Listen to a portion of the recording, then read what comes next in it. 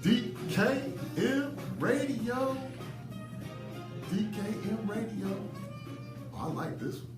This is the new studio. This is the new studio. This is the new studio. KDZ. KDZ. You still ain't found the music?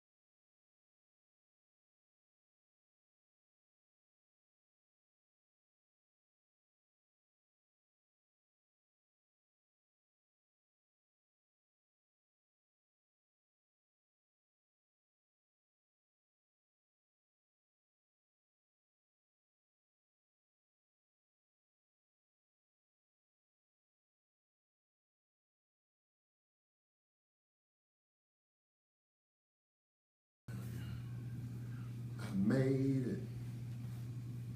Anybody out there? This is perfect. I like this, man. I'm stronger. I'm wiser.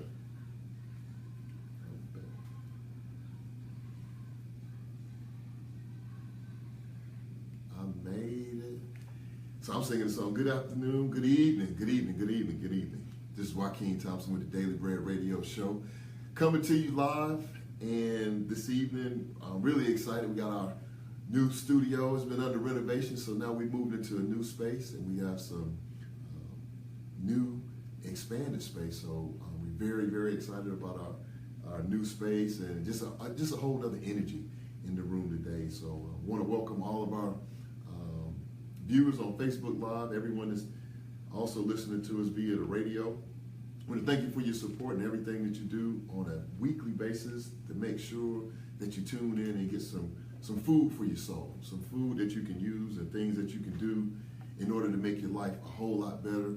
And we're just really excited about doing that this week as well. So this week we're going to continue to talk about the same topics we were talking about the last 2 weeks, because some of the feedback that we received from our staff and from our guests is that they really want us to take our time, for me to take my time, not to just, go through something 1 week and then jump right into something else, but they want those building blocks. So we're going to continue to stay on those strategies that rich people use. We're going to look at some of those secrets that wealthy people use that are out there for us to use as well, but we just have to be exposed to it. So really it's all about being exposed to the things that are happening in the world and the things that affect us in the world. So we want to make sure that we do our research that we read. All of you all know that I'm a big proponent about reading because I feel like the things that you read about, the things that you marinate on, some people call it rumination, those are the things that come to light for you. Those are the things that you're able to manifest because you get them into your mind's eye. You're able to see yourself overcoming your circumstance, and you're able to see how you're able to go back and forgive yourself, because we've had shows on that as well, how it's so important for you to get into a space where you can forgive you for all of your mistakes, for everything that you've done in the past, and everything that you felt like you should have done better, or you could have done a better job, or you made a mistake, but you got to let that go. You got to let it go so that way you can leave what's in your rear view in your rear view. Because when you drive your car, you don't drive your car looking in your rear view. You got a huge windshield in front of you. You got a really small mirror. So it's okay to just take a peek back, what's going on behind you, but you really want to make sure that you stay focused on your future. Because a lot of people, when you meet them, especially when you get to be my age, when you get to be 50, 60, 70, what you hear a lot of people talking about in their conversations is the way it used to be, the way it was before, the way it used to be when I was young, the way it used to be when I was the CEO of such and such company, when I was the king, I was the this, I was the that. But the thing about that I always take away from those type of conversations is that you're never too old to create new dreams and aspirations. Because the way that you should be doing it, you should be forward-facing, talking about what you see in your future, not what you've seen and experienced in your past, because you can't bring the past back. You can't bring back the 80s. 80s was great. I had a ball, was in college, just really starting to get out on my own. I was a young adult. My producer's crazy. So my producer's crazy, and did some things that maybe we should or should not have done, depending on what part of the world that you are in. But they've legalized it at this point, so maybe back then it really wasn't no big deal, So, but looking back, you really don't benefit a lot from looking back. But one of the key things you do from looking back, especially when you start talking about personal finances, you're able to learn from what you've done in the past. And that's the biggest thing. You want to learn and be in a position where you're not constantly making the same mistakes week in and week out. So very excited. We're going into August. I'm working on my 16th show. And on my way over to the studio today, I was thinking about that, and I was looking at it. It's a show that comes on that's so inspirational to me. Comes on at 2 in the morning. It's called Jalen and Jacoby. It's Jalen Rose, and his counterpart is, I believe the guy's name is David Jacoby. And what Jalen and Jacoby were talking about was the fact that they have this podcast, similar to what I do. They have a podcast, and of course it's about sports, because it's Jalen Rose and his counterpart.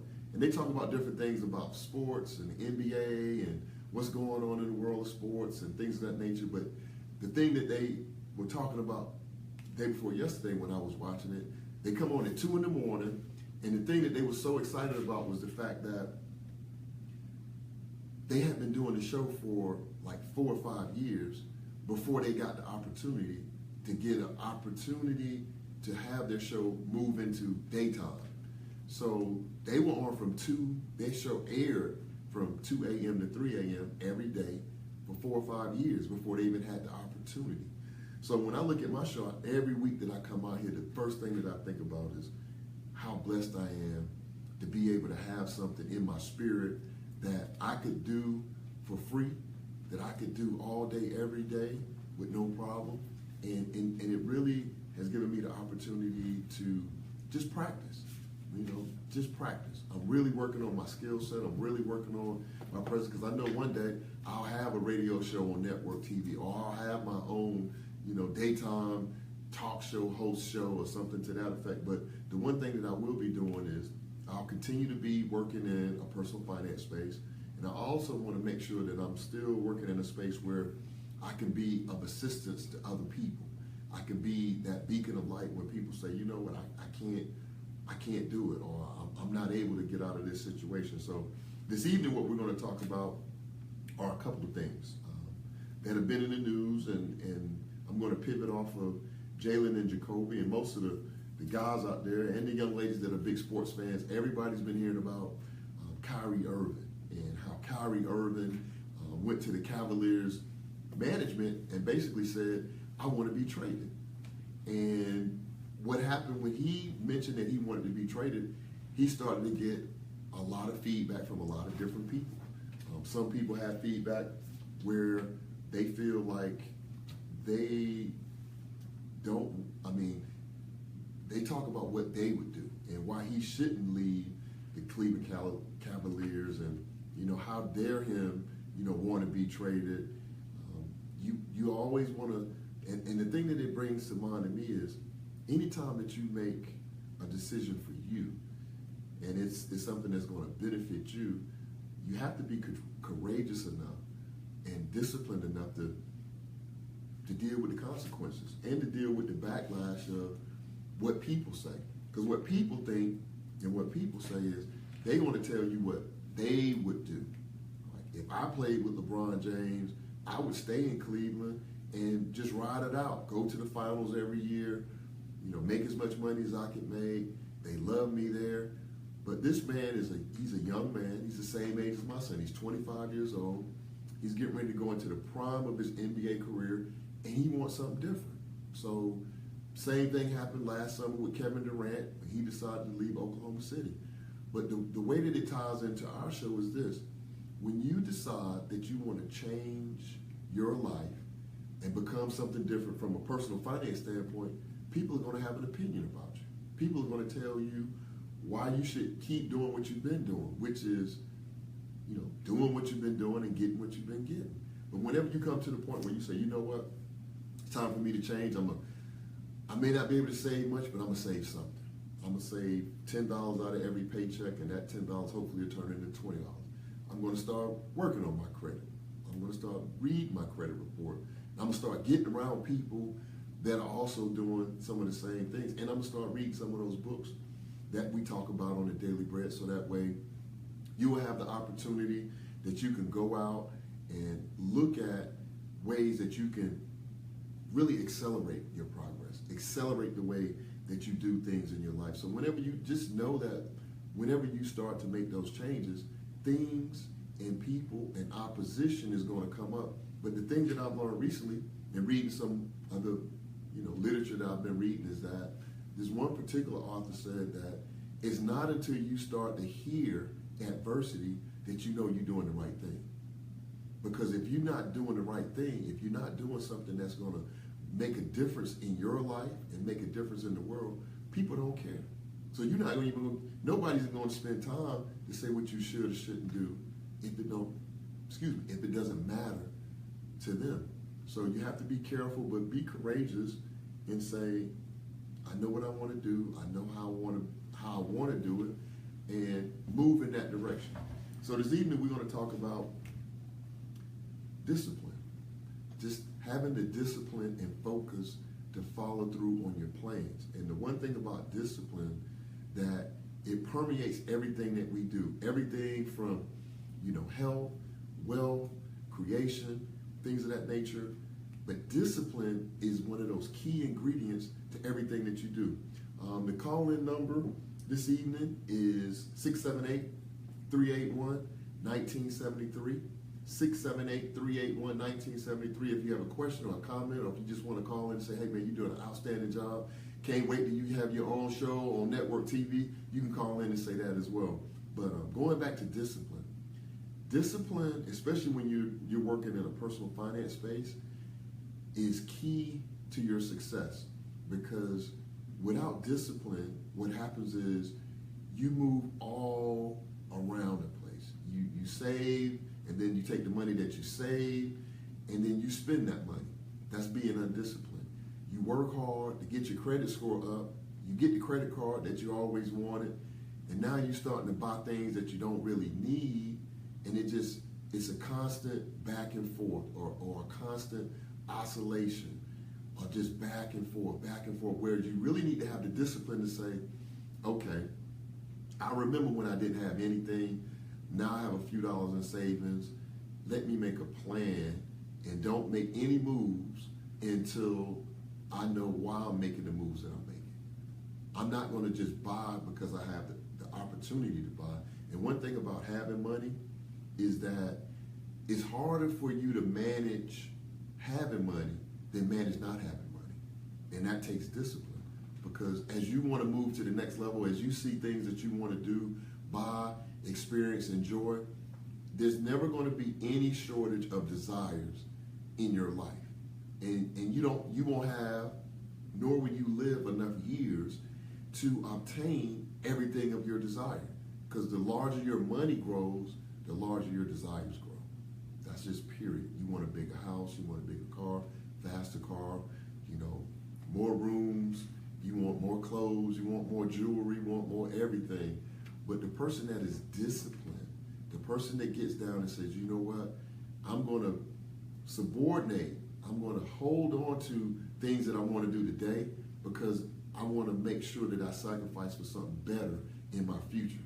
And that way you're not still looking back and talking about the way you did it that time back in the past when you had a good run, but now you're starting to look forward and saying, in my future, I see this. Because discipline is going to be the key to you getting to those areas where you feel like you can move in the right places, do the things that you wanted to do, and be able to create some of the things that you want to do, especially when you start talking about wealth. And not only wealth, but then when you start talking about generational wealth, you really have to have and develop discipline. That is that one muscle that you have to exercise. And it's okay to make mistakes, because we all gonna make mistakes. So we're not worried about making mistakes. And that's something else that, as I was doing some research recently, that this particular billionaire that I was studying, he said that one thing that he finds about people that have a lack of money and a lack of opportunities is they are afraid to fail. They don't want to go through failure because they feel like they're going to be ridiculed. People are going to talk about them. They're going to joke. They're going to tell you you're not, appropriate for it. You're not smart enough. You're not. But he said the thing that's going to get you to your goals quicker is for you to fail fast. Meaning you just go out, you try what you need to try. If it don't work, you move on to the next thing. If it don't work, you move on to the next thing. And if you think about the people that you call quote unquote successful in life, be it an entertainer, be it a banker, be it Warren Buffett, Jay-Z, Puffy, and on and on and on, all these different people that Beyonce, if you sit down with them and talk to them and really find out the things that they had to go through, think about how many times that Kevin Hart was booed off stage. Think about how many times Kevin Hart showed up to a show to do a show, and it was two people in the audience. It was one person in the audience. And now he's going sold out venues all over the world. But he had the discipline. He had the discipline, and he overcame that person, because the biggest naysayer in the world is really just being totally transparent. It's right here. It's right here between our ears. Because we can do anything that we want to do, but once you start letting that little voice in your head start telling you what you can't do, what you're not prepared to do, why you shouldn't try it, why they're going to laugh at you when you put all your money into that business venture and you lost all of it because you thought you was going to do something big and it didn't work out, but you learned from that. You have to fail before you succeed in anything. You have to fail before you succeed. Very few people are going to just jump right in and hit it big right off the bat. You have to fail before you succeed. So I want you all to be, comfortable and confident and knowing that as you progress towards your financial goals, sometimes you're going to have to fail before you succeed. So don't go overboard, spend up all the money. You might spend some of it, but, have that safety net in place so that way you can catch yourself and you don't, spend everything and put yourself into a dire situation where you can't recover from it. But don't be afraid to fail, because if it doesn't work the first time, try it again. If it doesn't work the second time, keep trying it. Keep trying it. So discipline is something that you want to have in your financial life. And one of the books that I want to share with you this evening is a book by a gentleman by the name of J. Paul Getty. This is the book. Again, I apologize for every week when I come on here, I show you all these different books. I start to feel a certain kind of way because they are pretty worn and torn and tattered. But the only thing that means is I've been reading them and I've I've been taking notes of them, and I've been trying to learn from them. And I want to bring you some information. And J. Paul Getty, for those of you all that don't know J. Paul Getty was one of the richest men in the world back in the early 20th century, around like 1910, 1915, 1920. And what J. Paul Getty made his fortune in, he made his fortune in oil. And what J. Paul Getty did was J. Paul Getty went out and that was back when people would go out and drill for oil. They would go out and drill for oil. And what J. Paul Getty had a knack for was just having that perseverance. He would drill a hole. He knew he was going to have to invest in the equipment. He would drill a hole, and he said if he got to the bottom of that hole and it was dry, it was nothing he could do. He didn't cry about it. He didn't worry about it. He knew he had invested a lot of money, but he went and looked for another hole. And then once he found one, after he did it a number of times, found one, then he took oil exploration to another level, because what he started to do was build vertical businesses. And I know we haven't talked about vertical businesses on this show because I've really been stressing the fact that we really need to start our businesses. But what we wanted to do was make sure that we get the businesses started. So we really haven't been talking about vertical businesses. But what a vertical business is when you run in one business, and in J. Paul Getty's case, he was running one business, which was he was drilling for oil, and when he found the oil, he would take the oil and put it in containers. Similar to what we do today in drums, these big drums, 55-gallon drums and things of that nature. But what was happening was he would put it in the drums and he would have to transport it to different parts of the country. So when he transported it throughout different parts of the country, there was a cost involved with that. So what he decided he would do was like, you know what?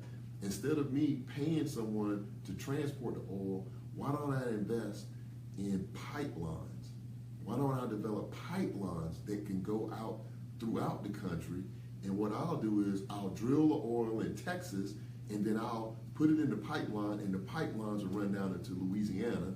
And then in Louisiana, we'll have somewhere in there where you can tap the oil, put it in trucks or put it in barrels, and then that cut his cost in half. And he owned the pipelines. So now he drilling for oil, now he owns the pipelines, and from there he became one of the richest men in the world. So what he did was he wrote this book, and the name of the book is pretty simplistic.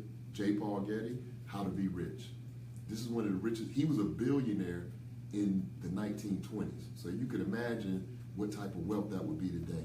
And one of the things that J. Paul Getty talks about in this book, in the first chapter of the book, the first chapter of the book is called How I Made My First Billion.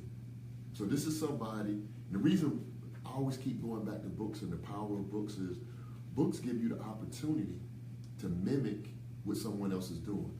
Because you do know, we talked about last week about recipes, and I told you about the red velvet recipe. And if you followed that recipe to the letter and did exactly what was in that recipe, you would get the same results. It's the same thing in life. So what books do is it gives you the opportunity, if you haven't had it, to meet someone that can tell you exactly how they did it, what they went through, the steps they took, the mindset that they had, all of the adversity they ran through. And you could do the same thing and become a millionaire, billionaire. And I'm working on it, so I'm preaching to the choir. I'm trying to do the same thing. But one of the things that he says in this book, and I'm going to share this with you all, it says, you've got to use money. And I thought this was very important. He says, you've got to use money to create, operate, and build businesses. Your wealth, see I had to stop for a minute. My producer's over here getting excited because this is our first day in our new studio, and it's very great. And where we're taking it, because just to put a little, I'm gonna put a little pin in that, as they would say. Just hold that thought about the book. But one of the things that we're going to do in the studio is we're going to create an atmosphere where we can have a live studio audience right here in our studio. So we've gone from having a small studio, now we've moved into a larger studio, and one of the visions that we have, our producer of our show, Raheem, he's saying, look, in the future what we're going to do is we're going to invite people out, and we're going to have a live audience the way that they do on TV. We're going to leverage technology. We're going to get live, questions from the audience. People will be able to call in, but at the same time, people will be able to be in the audience and say, hey, what about, let's talk about taxes, let's talk about investments or what have you. So that's the vision that we have in working with a group of people in harmony. Because whenever you work on teams, and we've talked about teams, we've talked about masterminds, you got to get people that are working on the same accord. So one of the things that me and this brother is doing, and the other on-air personalities, is we're working collaboratively to drive a vision. All of us have our own individual visions, like, hey, I know I want to be big in personal finance, and I want to help as many people as I can. I want to help 1 million people make $1 million, me included. So I'm not going to cut myself out. But I definitely want to help at least 1 million people make $1 million, starting with our youth. So that's just part of the vision. You'll be seeing and hearing more about that as we go. But that was just something that I wanted to share with you. But back to J. Paul Getty. J. Paul Getty said, you've got to use your money. Now think about this. As I'm talking through this, think about payroll, what we call payroll money, your 9-to-5 money. Now you have 2 different options that you can do with your money. You could take your money and invest it in you. It's nothing more powerful than taking your income, your payroll income, and investing in you. That's why I've been stressing about the need for you to have a business, because you could be working your payroll job, like I work at Joe's Warehouse. Joe's Warehouse is paying me a certain amount of money, but now I start to save some money, and now I can take the money that I've saved and invest it into my business and invest it in me. So there's nothing more powerful than taking your money, investing it in you, having a great return, and then you taking that and then you reinvest it. And then you take that and then you reinvest it. There's nothing more powerful than that. Or the second option that you can do is what millions of people do because of that lack of discipline, is work at the same company, Joe's Warehouse. They get paid, and then everything is just about having fun and entertainment. So I'm going to get me a bottle, I'm going to get me a bag, I'm going to get me this, I'm going to buy me some clothes, some shoes, I'm going to buy me a car. I'm not going to save no money, I'm not tithing, I'm not doing any of that. But I'm just blowing the money. When in essence, and check this out, in essence, you could be buying your freedom with that money. That's really what you could be doing. You could be using that money to buy your freedom. The stuff that you complain about, the stuff that we say we want more of it, but we do less of the things that we need to do in order to get more of it. So what I say to you is, take somebody like J. Paul Getty, and what he says is, and this is a billionaire in the 20s, 1920, and he's saying, you've got to use your money to create, operate, and build businesses. This is from a billionaire, multi-billionaire, if you think about how much a billion would be worth in today's dollars. He said, your wealth represents, listen to this, potential jobs for countless others, and it can produce wealth and a better life for a great many people as well as yourself. That speaks volumes to what we talk about on the Daily Bread radio show, because that's something that we feel is critical. Another excerpt that I want to share with you all, it says, there's absolutely safe or surefire formulas for achieving success in business. And we just talked about that. You can mimic, or what they call model, people that have already been successful. There are absolutely safe or surefire formulas for achieving success in business. Nonetheless, I believe that there are some fundamental rules to the game which, if followed, tip the odds for success very much in the businessman's favor. These are rules which I've applied throughout my entire career, in which every millionaire businessman with whom I've acquainted myself have also followed. How to be rich. I mean, it don't come no simpler than that. So when you think about discipline, we want to do the things that millionaires do. We want to get a millionaire mindset. We want to start doing like what I used to do when I was a little boy, right? You want to start pretending like you the man. I seen some people on from Duval, and you remember when you used to, I'm gonna go way back. I remember when I was a shorty and I used to go to this place. People from Duval will remember this. It was big, Skate City, right? It was a skating rink, and every city, every town had a skating rink. I mean, in Atlanta, they talk about jelly beans, and when I lived in D.C., they talked about a skating rink that they went to up there. But in Florida, in Jacksonville, it was called Skate City. Now, I used to sit at home and iron. I used to iron the same pair. I would iron them jeans till that crease was just perfect. But in my mind, I only had $2. It cost $2 to get in. No, I'm lying. It cost $2 to get in and $1 to rent the skates. Right? So I had $3 in my pocket. But when I showed up at Skate City, man, I thought I was like, oh man, you couldn't tell me I wasn't the baddest dude, I wasn't the cleanest, I wasn't the smoothest, but that's what I thought in my mind. And that's what you have to start thinking about as you grow. I mean, now that we get older, we stop dreaming, we stop believing, we stop wanting to be that type of person, because we start letting other people tell us, man, you ain't go to college, you can't do that, man, you can't do this, like you can't do that. And then what we say is, yeah, I guess you're right, or what have you. And what happens at that point is, like, when I went to Skate City, if somebody told me, man, you ain't clean, I was like, yes, I am. Yes, I am. I had a rag in my pocket. I had on my jersey. Bruh, now I couldn't dance. I got one of my partners on here. He used to win all the dance competitions. I couldn't dance. But you couldn't tell me I wasn't cool. I wasn't smooth. I wasn't the man. Everywhere I went, I thought I was a man. Somebody told me I wasn't the man. I still didn't believe him. Everywhere I go, I think I'm the man. And you should think you the man or the woman too, wherever you go. Because this right here take you farther than anything that anybody can create or pretend to be. You listen to yourself. So with that being said, you got to dream. You got to dream bigger dreams and start facing forward. Don't worry about what's behind you. Because what's behind you is behind you. You ain't never going back there. I promise you, I know for a fact you ain't going back there. But this way, you don't know where you can go this way. The Great Wall of China, Australia. I want to go to the moon. I want to get back too, but I want to go. I want to go. There we go. You know they ain't gonna let us on no moon. You know they ain't gonna You know they gonna be discriminating. Y'all on the moon, barbecuing, burning up the goddamn ozone. But you know we gonna barbecue. We get to the moon, but anyway.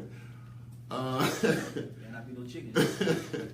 Nah, you know we gonna tear it up when we get up there, boy. But just dream bigger dreams, man, and have some discipline, have some fun with your life. Cause that's all. Hey, that's all I think about this show. This is 16 shows in. I got to get to 1,000, and I'm on number 16. So you can imagine how far I got to go. So it don't even matter to me. It matters none to me how far I got to go. The main thing is I got started, and since February this year, we get ready to go into August. So I'm proud of myself. I'm going back again to like junior high. You know, I'm celebrating my 6-month anniversary. You know, I used to have you little girlfriend celebrating our anniversary. We've been together 6 months, so that was a big deal. But I love it. All jokes aside, I love it. I love what I do, and you know, God definitely has me in the right place doing the right thing. So keep yourself disciplined. Now, going back to Kyrie, let's talk about Kyrie a little bit. Kyrie, they brought up this.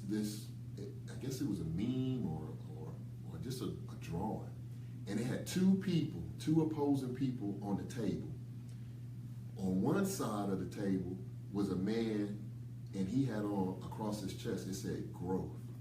And on the other side of the table, it had another person that was facing this person, and it said comfort. Growth or comfort. And you got to choose one. So if you're saying you want to go to the next level, growth, you can't have growth and comfort. It's an either or. You can have growth, and you can move, and you can try new things, and you can stretch yourself, and you can challenge yourself and go to other levels and experience different things. That's growth. And it's going to be painful. Because anytime that you start to grow, you're going to have some setbacks, you're going to have some letdowns. That's growth. You can have growth, or you can choose not to grow and say, man, I'm comfortable. I like sitting my couch.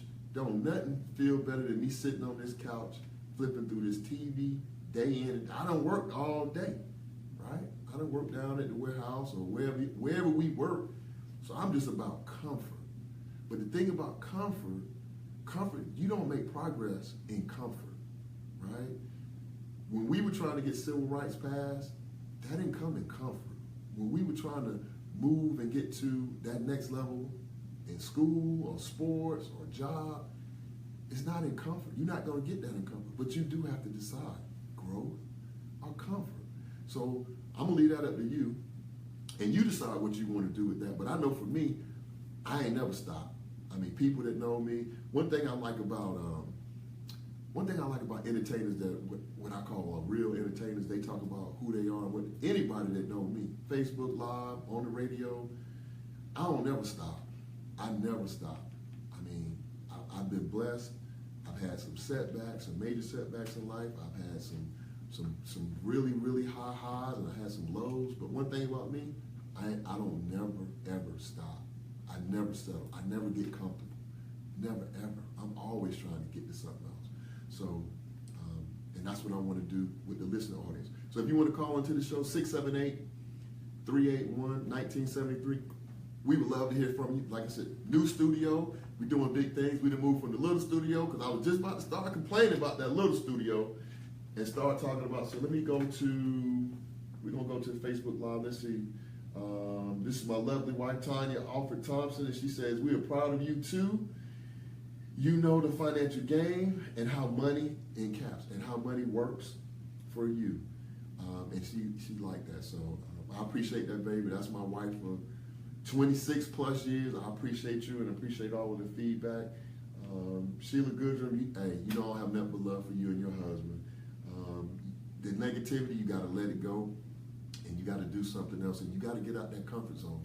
Because one thing about getting out that comfort zone, you can move and you can do some things if you get out that comfort zone. So we talked about discipline, we talked about growth and comfort. And the last thing I want to talk about for the last 10 minutes of the show, and this is probably one of the most important things that I want to talk. These other ones are extremely important. Discipline, focus, growth and comfort. We talked about those topics, but this topic is very serious. And the one I want to talk about now is savings. Savings is something that a lot of people don't talk about, or they don't like to talk about. But here's the powerful part about savings. And before I move into savings, because I brought another book this evening, because we're doing like double books. I'm like, I don't know how I read through all of these books. But here's another one, and this is a powerful book. This is a powerful book, and this book is called The 33 Strategies of War. The 33 Strategies of War. This was written by a guy by the name of Robert Greene. And Robert Greene also wrote another book that is more popular than this one. It's called The 48 Laws of Power. A lot of people read that book. That book is scary, because that book, it really tells you how you can create power in your life. But I'm not going to deviate and talk about power. I'm going to talk about this one tonight. So the 33 Strategies of War. And one of those 33 strategies, check this out, because we just talked about comfort and risk, and I thought this would be in line with what we want to be talking about this evening. Chapter 4 says, and the title of chapter 4 is Create a Sense of Urgency and Desperation. This is called a death, listen to this, this is called a death ground strategy. Now the death ground strategy comes from an earlier book that we talked about, which is what? The Art of War. The death ground strategy means this, literally in battle. So this is when you're watching your favorite movie, and it could be an army movie, or it could be Braveheart. At some point, you're going to get into a battle with someone or something, and that becomes death ground, meaning people are going to die on this ground because we're in battle. So the death ground strategy is this. You have to work with a sense of urgency when you get engaged with certain things. So you can't be in a battle, like you on the ground and you in Iraq, or you in Braveheart, or you run into William Wallace. If you run into William Wallace from Braveheart on a death ground, it's either you or him, but somebody gonna die. So I always use this as metaphors for things that we do in life. So if you're talking about personal finance and you're talking about death, that's a death ground strategy, because both savings and debt can't exist. They can't coexist, right? So you got to focus on one or the other to get through your death ground strategy. But in order for you to have a death ground strategy, you have to work with a sense of urgency. So you got to think about if somebody was after you, if somebody was trying to kill you, and you had a weapon and they had a weapon, they was trying to kill you, you wouldn't be just chilling like, oh man, I wonder what I'm gonna do this weekend. You would be bobbing, weaving, trying to get out the way. You running, you jumping. That's you, because you're working with a sense of urgency. You either trying to get away from the threat, or you trying to go towards the threat and kill whatever it is real quickly. Because you know when you get scared, that's another level of sense of urgency. But what the book states is this: you listen to this. This is deep. You are your own worst enemy. You waste precious time dreaming of the future instead of engaging in the present.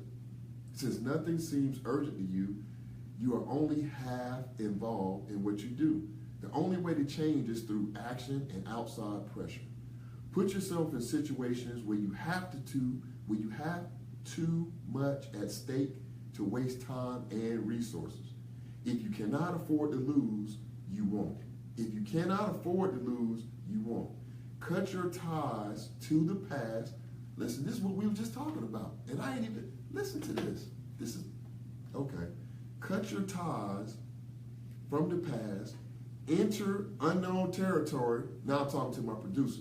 Enter unknown territory where you must depend on your wits and energy to see it through. That's for all the bros out there. Where you must have your wits and energy to see it through. Place yourself on death ground, where your back is against the wall and you have to fight like hell to get out alive. So just think about that.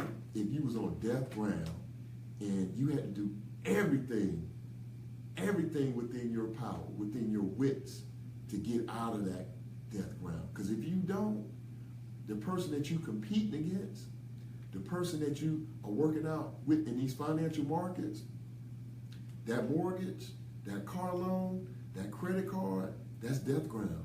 Because when you start dealing with somebody that's more educated about that product than you on death ground. And death ground can literally mean that, because when you get in too much debt, we've talked about this on previous shows, too much debt can lead to depression. Too much depression can lead to death, like suicide.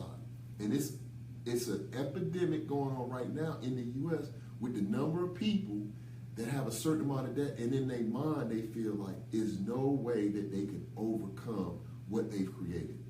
So when you say death ground strategy, and I would encourage you, go pick up this. You could probably pick this book up from Amazon. It says $22. You probably get this book from Amazon for like $10. But that $10 investment, it can teach you some stuff where you could be on death ground and you become the victor. Because don't nothing feel better than when you on death ground and you the victor. When you win, when you're not losing, you winning. You saving, you're not buying, you got discipline, you know what to do, you following the rules, you learning from other people. I mean, it's an incredible feeling that no other place can you feel it but being at a place where you don't put everything on the table. Everything. That's why people, when you think about some of these athletes that we follow, when you think about Kobe, when you think about people who say, you know what, I'm putting everything on the line. I ain't holding back. It ain't no tomorrow. It ain't no other money. Yeah, I done mortgaged the house. I sold all the cars. I took all the money out the bank. I'm betting on this. I'm betting on this. And you got to be willing to lose everything to gain something. But if you ain't willing to bet like that and you playing it safe, the safest thing in the world is to be non-safe. And I'm going to let you all marinate on that. Because trying to be safe is more risky than taking risks, taking calculated risks. So when you try to play it safe, I'm going to just stick my toe in and see what happens. I'm going to start a business, but I wrote a book, but I'm only print 5 copies. No, you got to go all in, bro. You got to go all in. This all in. This all in. That's why Tom Brady wins. He all in. Kobe Bryant, he all in. He don't care. You can't come back from Achilles injury. Yes, I can. Yes, I can. At 36. Yes, I can. This man came back and scored 60 points in the last game of his career. 20 years in the league. You can't do that. Yes, I can. Yes, I can. You can't come from there and go there. Yes, I can. You can't drive that car. Yes, I can. You ain't going to come back from this. Yes, I will. I do. I believe, right? That's it. That's it. But you got to have that type of energy in everything you do, in every day, in every way. Because then at that point, opportunities open up to you. Don't be no fool, though. So let me stop right there. We got 3 minutes left in the show. Don't be no fool and just do anything willy-nilly, right? That's like running up on somebody that you know. Don't be no fool and run up on one of these dudes like from the UFC and get your